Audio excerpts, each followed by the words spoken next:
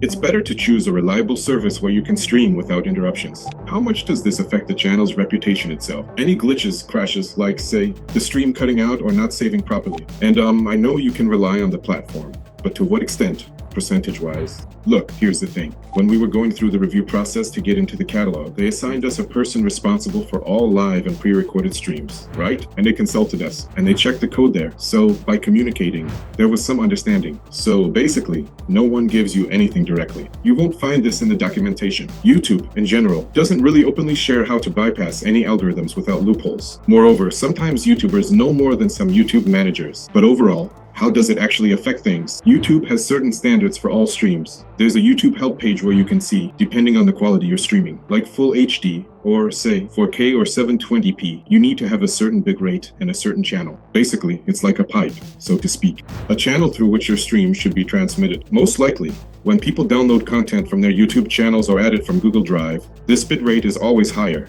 Because for video, the bitrate is always higher and all the metrics are much greater. So when you stream this content to YouTube, it will start up, everything will be fine. And moreover, some streams last for years without any issues, while others get cut off after an hour. Every 2 or 3 days they get disconnected. How does this work? YouTube, during a live broadcast, wants to re-encode this content for this channel, for this pipeline, so that everything is delivered there, right? It re-encodes in real time. Moreover, when you're streaming, there's a delay. You can set up your stream. You can choose either maximum or minimum delay. There's also a term called buffering. So basically, you've already finished speaking, but on YouTube, only a few seconds later does it start showing what you just said. Yeah, that buffering, that's the delay. YouTube does this on purpose so it can compress the content.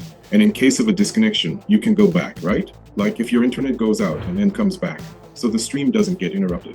But still, the way you compress your content really matters a lot. Knowing and understanding this, we did a few things. First of all, we have the best servers you can find for streaming. It's really hard to find servers for streaming that offer unlimited traffic. That is, a stream running 24/7 in 4K format for 30 days eats up everything imaginable. You just have to understand, we're talking about terabytes of data being transferred. That's the thing, we have a converter system. When you upload your video to the platform, we highlight that this content does not meet the standards required by the platform, so that you don't have to struggle. We've come up with our own converter that's already configured for these parameters. You choose YouTube, select 30 FPS, 60, Full HD, 720p, 4K, and we convert from whatever material you have. The converter isn't 100%. I mean, it matches about 98% because it all depends. Sometimes, you know, people shoot things that even these new codecs, I don't know, they're not even in the databases. A lot of things are popping up in the world now that can play them back. And in this way, especially if you make a playlist, your playlist might have the first video in 720p, the second in Full HD at 30 FPS, then 60 FPS. And sometimes, and for the stream to work, YouTube keeps switching and it just disconnects.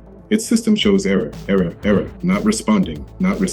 And at some point, you start getting buffering delays like freezes appear, right? And on this kind of content, it can't sell ads. Because if an advertiser sees this, they'll be unhappy. There won't be any interaction with the ads, and YouTube kicks you out. If this keeps happening on your channel all the time, I don't know what the exact number is. Let's say you have 1,000 errors allowed on your account, and you keep hitting that limit over and over, and YouTube spends resources on this. It sees that ads are running on your channel, but there's no result. It just puts a mark on your account. People sometimes call it, you know, a ban or something like that. Basically, we don't really know exactly how this works. There's a mark there. Your reach gets lowered. It can't just kick you out, but it lowers your reach so that you'll finally read the instructions and do everything right. If you start doing everything properly, you'll get your reach back. But overall, those streams that run smoothly and without issues will always be prioritized. If everything is always fine on your channel, then YouTube will keep giving you that reach. But your content, again, we're talking about the technical side here. But the quality of your content and hitting the right audience, no one cancels that out. It all works together as a whole. We've got a lot going on under the hood. We're the only service. Well, actually, we're the most stable service today, and that's what our clients tell us directly. For example, even the BBC switched to us because they were working with another provider before. We create the product for ourselves, because as YouTubers, we understand exactly what is needed. I mean, if I have a channel with 1 million subscribers and a certain income, I'm not going to risk my channel just to, you know, get some kind of ban. For example, with us, every package has its own dedicated IP. There's a guarantee that your content won't be mixed with any other content on the platform. It often happens that services try to save money on technical equipment, using a single IP for everything, right, and you pay less, but then you end up with all sorts of glitches. But if one of them uploads some kind of blacklisted content, let's say something that YouTube will block by source, and he just used that IP for his own purposes. Well, if you didn't know, there's such a thing as an IP rating in the world, and when you connect for the first time, you move your work there, it assigns it to you, and it's new for you. Then you browse the internet, do some activities, and let's say some numbers get assigned to it. If you go in there with a score of 44, then it's all a red zone, and for all systems, that's what it means. If, let's say, someone messes up and you get linked to that, then YouTube, even if you're squeaky clean and everything's fine with you, YouTube will still treat you based on that IP association. We understand this, because all of us have had our own million subscriber channels, so we definitely won't risk breaking them. We've invested a lot of time into these channels. This is a business that brings in a certain income. That's why it's very important to us. And when it comes to the security of every client, we've put a lot of effort into that as well. A lot of checks are done to ensure stability. Plus, there's a stable stream. Because when your stream, let's say, brings you $3 a day, people don't really think about it. But when your stream brings in several $1,000s a month, or there are streams that make $700 a day, even $1,000 a day, if you lose that stream, if it cuts off or crashes, at that moment you'd be willing to pay any amount just to get it back. But you won't get it back, even if you restart. It's like an airbag. You pay extra for it, but you hope you never actually need it, right? Exactly. But when an accident happens, you think, damn, I wish I'd paid for the airbag or for the insurance that could. That's why people only appreciate quality and stability when they actually lose something, right? Until they've lost it,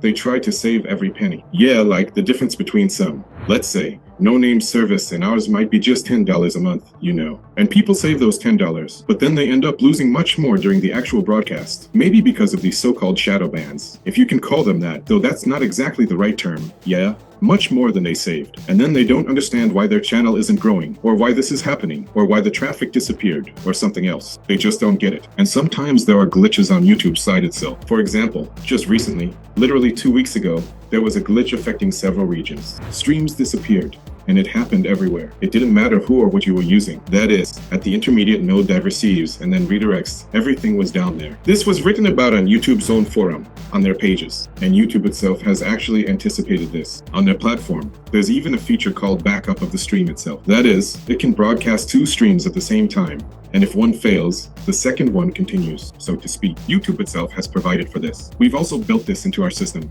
and you can. When you see that for some reason you're experiencing buffering, your content is already converted. And it's definitely not because of the content itself, but you notice something. Maybe it's with a certain provider, or something is happening at some node. Maybe the internet is unstable, or something else is going on. You can select YouTube Backup with us, click the button, and without losing views or stopping the stream, it will restart and continue running. So the viewers will stay. The stream will keep its ranking. It will remain in search. It won't stop. It will just continue, but now through the backup line.